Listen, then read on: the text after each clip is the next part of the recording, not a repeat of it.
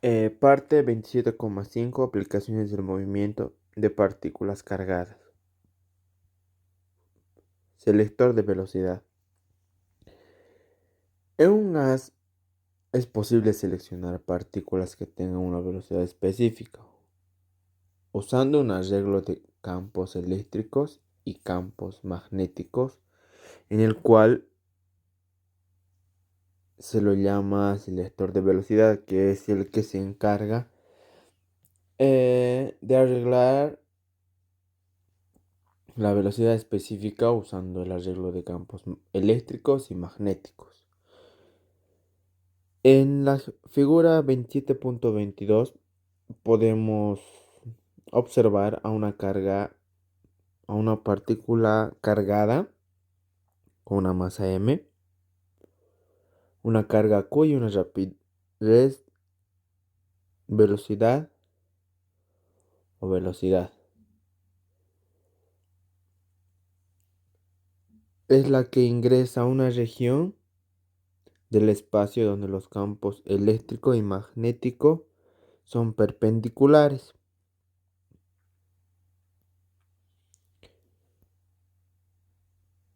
El campo magnético y el campo eléctrico van a llegar a ser perpendiculares entre sí, pero también con respecto a la velocidad de la partícula. El campo eléctrico es este que va hacia la izquierda y el campo magnético es el que está en el plano de la figura, este de acá. Si la carga es positiva, si esta dicha carga es positiva, la fuerza eléctrica va a ser a la izquierda. La fuerza eléctrica va a ser a la izquierda. La fuerza eléctrica va a ir en sentido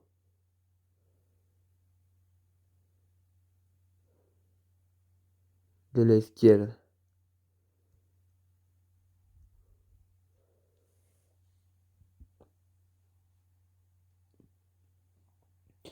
Pero con una magnitud de carga por el campo magnético. En tanto que si la fuerza magnética es a la derecha, pero si la fuerza magnética va a ser a la derecha, su magnitud va a ser la carga por la velocidad por el campo magnético.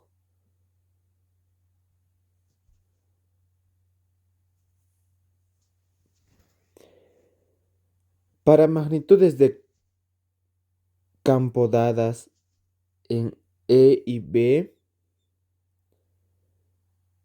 esto se va a dar para un valor particular de B. Las fuerzas eléctricas y magnéticas van a ser siempre en el campo eléctrico y en el campo magnético. Para un valor particular de la velocidad, las fuerzas eléctricas y las fuerzas magnéticas van a ser iguales en magnitud. Entonces, la fuerza total va a ser igual a 0. La fuerza eléctrica y la fuerza magnética van a tener la misma magnitud. Pero como estas fuerzas van a ser iguales, entonces la fuerza total va a ser igual a 0. Y la partícula viaja en una línea recta con velocidad constante.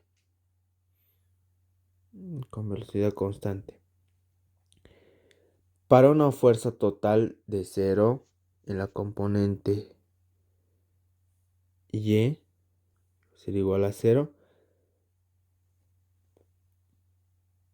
donde tenemos la siguiente ecuación.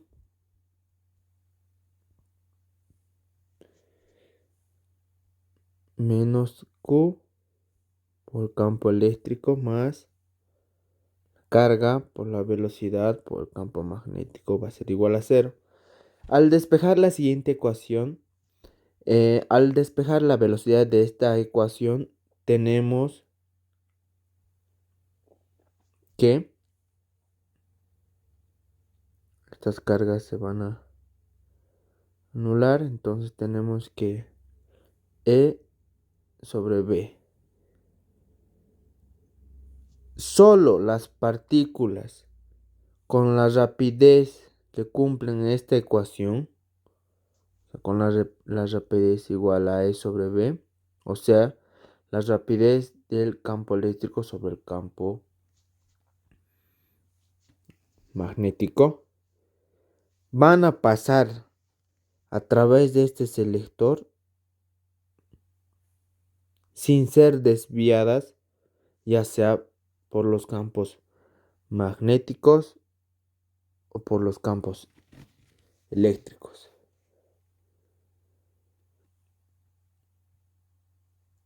Un selector de velocidad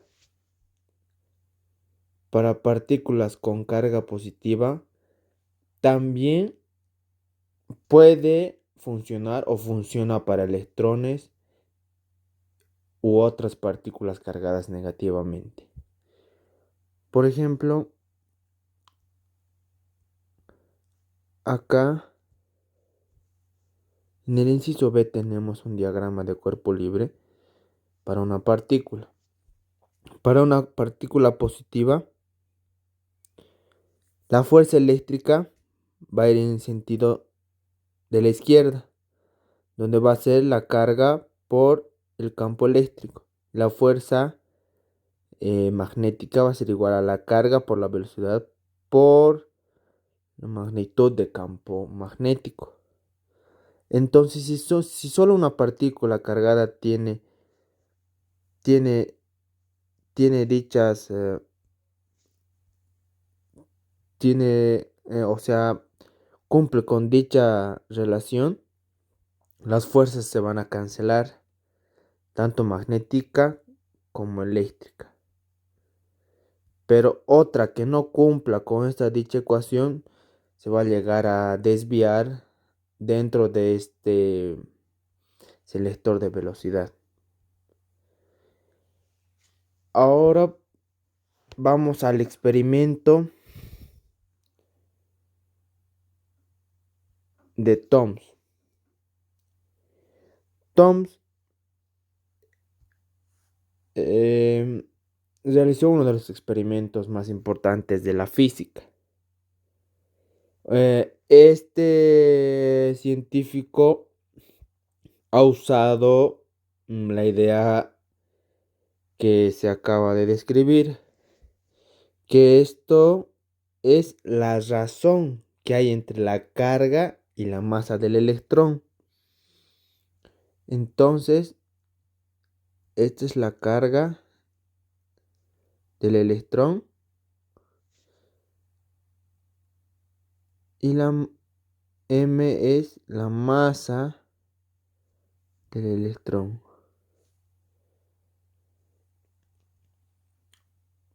Este experimento se efectuó en 1897,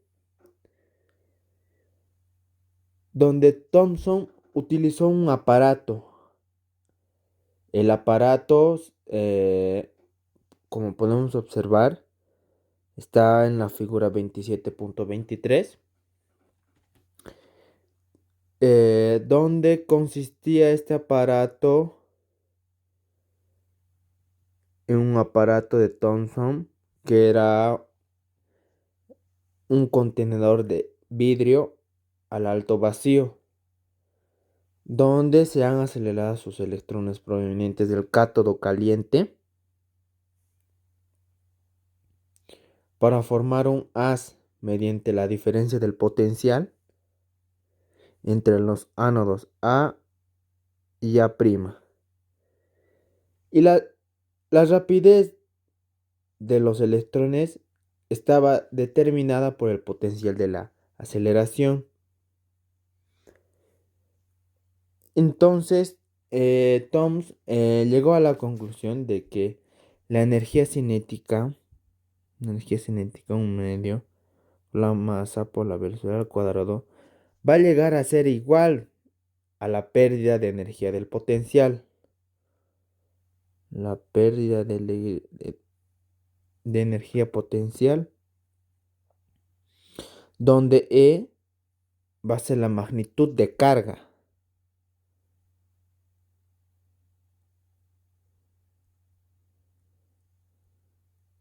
De carga del electrón.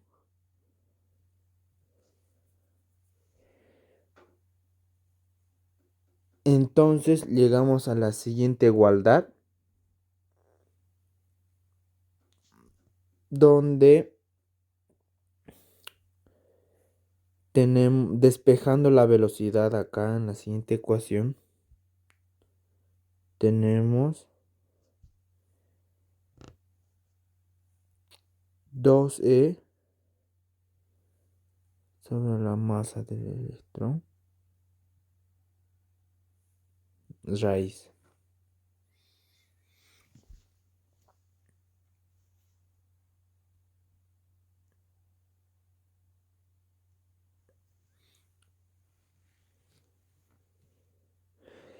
Dichos electrones van a pasar entre las placas P y P', donde van a chocar con la pantalla final, el final del tubo, que este está recubierto de un material que emite fluorescencia, o sea que brilla en los lugares oscuros. Cuando se satisface la siguiente ecuación de velocidad,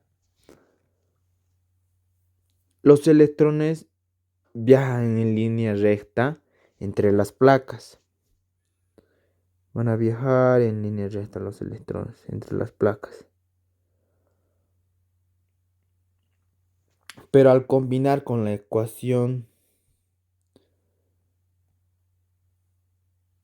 que acabamos de mencionar,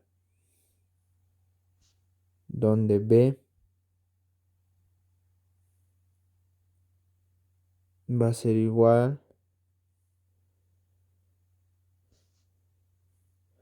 a 2EB sobre M raíz, o también un medio más velocidad al cuadrado EB. Usando la relación entre esta ecuación y esta ecuación, que es la misma, solo mencionada de diferente forma o despejada, tenemos lo siguiente, obtenemos lo siguiente, donde B tiene el valor de E sobre B, entonces reemplazamos acá, EB va a ser igual 2EB sobre M, o también tenemos E a la M, donde va a ser igual a E al cuadrado, esto es 2B B al cuadrado. Esto quiere decir que todas las cantidades del lado derecho se pueden medir. Estas cantidades del lado derecho se pueden medir. Y de esta manera es que se determina la razón de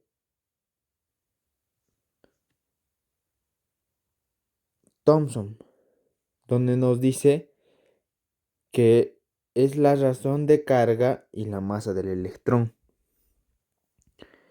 Entonces, con este método no va a ser posible medir por separados ni la razón de carga, o sea, la carga del electrón, ni tampoco se va a poder medir la masa por separado. Solo se va a poder medir por su porción. Thomson también aportó para hallar el valor más preciso sobre la razón de carga sobre la masa del electrón, el cual el valor va a ser 1.7588201215 por 10 a la 11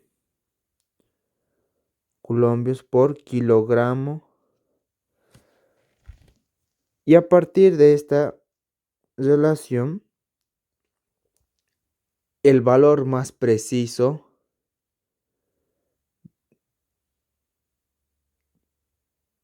para determinar la masa del electrón va a ser igual a M 9,109382,6 por 10 a la menos 31 kilogramos.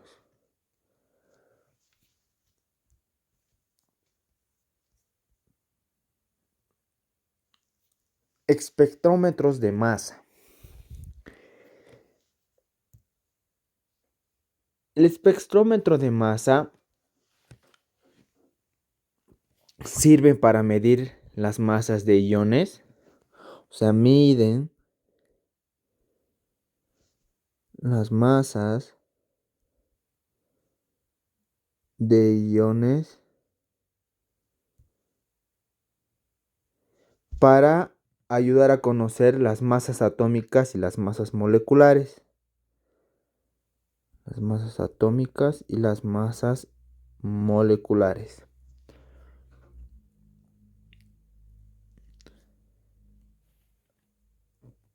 Donde podemos observar en la siguiente figura que los iones positivos forman una fuente que pasa a través de las ranuras S1 y S2 para formar un haz estrecho. Después los iones pasan a través de un selector de velocidad con campos, el campo eléctrico y el campo magnético, que son cruzados. Estos dos son cruzados para bloquear todos los iones, excepto aquellos que tienen la rapidez igual, la rapidez que va a ser la magnitud del campo eléctrico sobre la magnitud del campo magnético. Por último, los iones van a pasar hacia una región del campo magnético que va a ser perpendicular a la figura, donde se mueven en arcos circulares con radio R,